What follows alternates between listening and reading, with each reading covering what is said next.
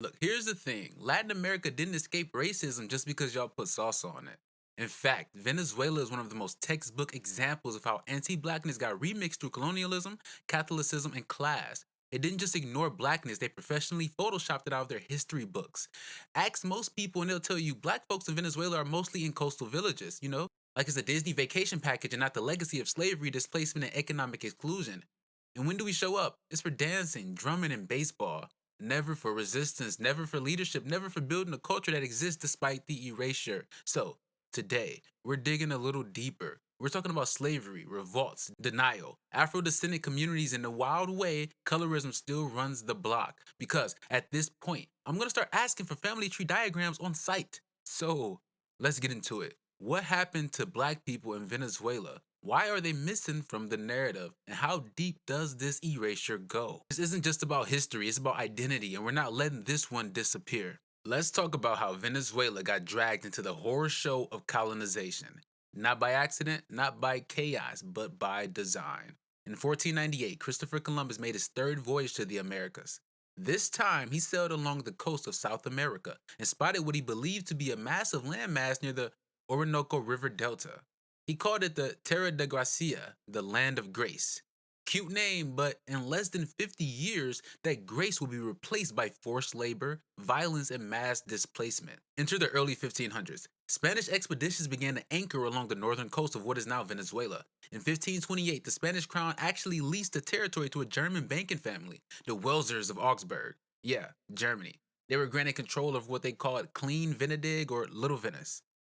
Imagine a bunch of Europeans playing real life Monopoly with other people's lives. Sounds like the Middle Ages if you know anything about the mercenaries. Look, these Welsers weren't here to build community, they wanted gold. And when they couldn't find enough of it, they began enslaving indigenous people, especially in the Andean foothills like Merida and Barquisimeto. By the 1540s, this plan was failing hard and the Spanish crown revoked the Welsers, but the damage had already been done. Between 1500 and 1600, waves of Spanish settlers like Juan de Carvajal and Diego de Losada founded cities like Barquisimeto and Caracas. Damn, that's tough. Caracas, now the capital, was built on the backs of indigenous and African labor. It was a city founded on extraction of gold, of crops, and of people.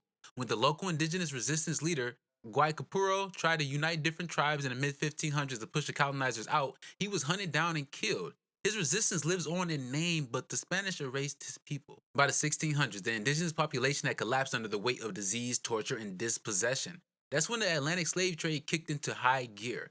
Spanish ships, and sometimes Portuguese ones operating under contract, began importing enslaved Africans directly to Cumana, La Guaira, and Puerto Cabello. Historians estimate that between 100,000 and 200,000 enslaved Africans were brought into Venezuela during the colonial period. These enslaved Africans were concentrated in plantation zones like Barlovento, Yaraqui, and Zulia. And these weren't just nameless laborers, they were Iwe, Yoruba, Congo, Manding, Fula, and more. Entire cultures uprooted and scattered across fields and ports. By the 1700s, entire regions were majority black, and the colonial government knew it. They created racial caste laws to separate white, black, and indigenous people, and they outlawed things like African drumming and religious practices, calling them pagan. But culture doesn't die easy. Enslaved Africans built cumbes, maroon settlements hidden deep in the mountains and forests. One of the most famous leaders was Guillermo Rivas, who led a series of slave revolts in Barlovento around 1770. Some cumbes held out for decades, attacking plantations, freeing other enslaved people, and preserving traditions like San Juan drumming, still practiced today. And this is where the official textbooks usually fast forward. But this is the root of what I'm getting at. The erasure starts right here in blood and rebellion and survival. So when you hear that Venezuela won its independence in 1821, you might picture a dramatic scene. Fireworks, speeches, a newly equal society born in the ashes of Spanish tyranny. But hold up. The War of Independence between 1810 and 1823 wasn't some clean break. It was a civil war wrapped in anti colonial packaging, and the people who suffered the most were the ones the history books barely mention. Here's the breakdown. When Simon Bolivar launched his campaign against Spanish rule, he made a lot of promises, like freeing enslaved people, protecting indigenous rights, and building a new unified Venezuela. But Bolivar wasn't anti racist. He was an elite Creole descended from Spanish settlers, and most of his concern was with shifting power from Spain to wealthy Venezuelans like himself. Now, to his credit, Bolivar did issue the decree of war to the death, an open call for enslaved people and poor people to rise up. as long as they fought on his side. If you were born in the Americas and sided with the revolution, you would be spared. But if you were a Spaniard loyal to the crown, Bolivar basically said, yeah, we killing everybody. So this decree was brutal and effective. Thousands of enslaved and Afro-Venezuelan men joined the independence forces. I mean, why wouldn't they? Freedom was on the table, or so they thought. Among the most famous Afro-Venezuelan leaders was Pedro Camello, nicknamed Negro Primero, the first black not just for his race, but because he always charged first into battle. He died in 1821 during the Battle of Carabobo, the decisive battle that turned the tide. Camello was buried a hero, then forgotten. When independence was declared, the new republic didn't free all the slaves. In fact, slavery continued until 1854, 33 years after the war ended. Even worse, Afro-Venezuelans who had fought in the war were denied land, political rights, and education. The white Creole elite simply replaced the Spanish. Same hierarchy, new accent. How about the indigenous communities? They got pushed further off their land as new national borders were drawn. Many were re-enslaved under debt peonage or forced into assimilation through Catholic missions. So what kind of independence was that? The war gave birth to a nation, but not one that saw black and indigenous people as equals. They were tools of liberation, then ghosts in the narrative. And this erasure was not a glitch, it was policy. By the mid 1800s, census categories were redefined. Mulatto, Zambo, Indio, wiped out. Everybody became mestizo, and suddenly racism was solved. Colorism, however, was thriving, and blackness became something to hide, minimalize, or rewrite completely. If Venezuela's independence war was the revolution, Mestizaje is the idea that Venezuela and much of Latin America was built through the harmonious blending of indigenous, African, and European peoples. Sounds beautiful, a racial democracy they call it. Except in practice, it wasn't blending, it was bleaching. After slavery was abolished in 1854, Venezuela needed a new national identity. One that wouldn't challenge the new elite's grip on power, of course, so they leaned into a concept that would unify the people without empowering them. So forget race, we're all just mixed now. Cue the propaganda machine. Paintings of light-skinned families with just a hint of tan, government campaigns glorifying Spanish ancestry, census categories removed anything too black or too indigenous. By the early 1900s, Venezuelan elites were encouraging European immigration to whiten the race. Yes, that was indeed the actual goal. Yet in 1936, dictator Elizar Lopez Contreras instituted policies to majora la raza, literally improve the race. Translation, please send us more Italians and Germans so we can dilute this pesky melanin. This was not unique to Venezuela. It was happening across Latin America. But Venezuela doubled down on the myth. In schools, history lessons highlighted Bolivar and the Creole elite. Afro-Venezuelan heroes like Pedro Camello relegated to a footnote, and indigenous languages barely taught, if at all. Even the music and dance were sanitized. Drums from African traditions were repackaged as folk music, stripped of their roots but sold as national pride. And through it all, a quiet rule persisted: the lighter, the better.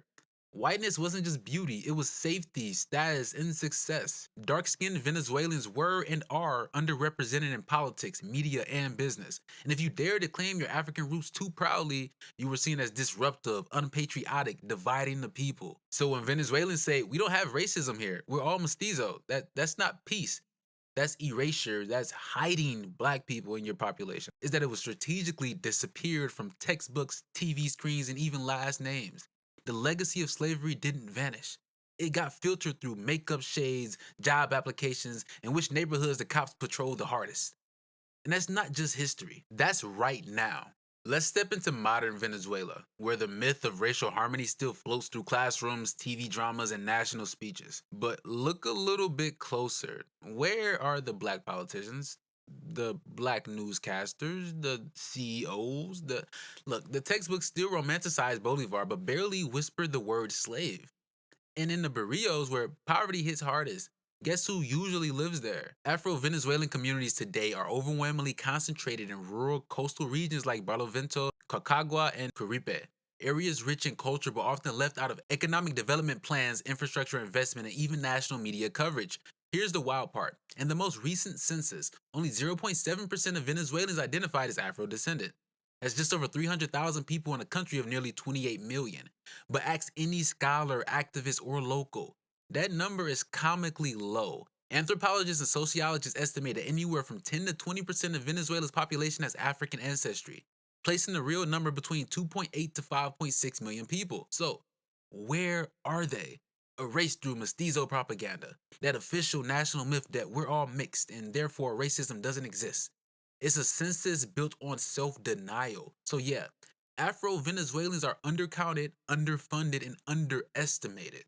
They're overrepresented in Venezuela's prison population, underrepresented in higher education, and often treated by the police with suspicion before greeting. Does that sound familiar? Look, the 1999 Bolivarian Constitution under Hugo Chavez did acknowledge Afro descendant people for the first time. And on the surface, that sounds like progress. But scholars and activists say it was more performance than policy, which is pretty much all politics across the world at this fucking point, maybe ever. We'll talk about that later. Look, there's an Afro-Venezuelan Day, May 10th. Yes, Pedro Camello got a statue, but access to healthcare, education, political power is still a fight. And here's the twist. Some of the loudest erasure hasn't come from outsiders. It comes from within Venezuela's own leftist movement. Simón Bolívar was rebranded as a messianic figure. His legacy plastered everywhere, but the black and indigenous voices who fought beside him mostly cropped out of the frame. Meanwhile, Venezuela's economic collapse has hit Afro communities the hardest. In places like La Guajira and Barlovento, teachers haven't been paid in months. Children are missing school to work, and the rate of maternal mortality among Afro-Venezuelan women has spiked.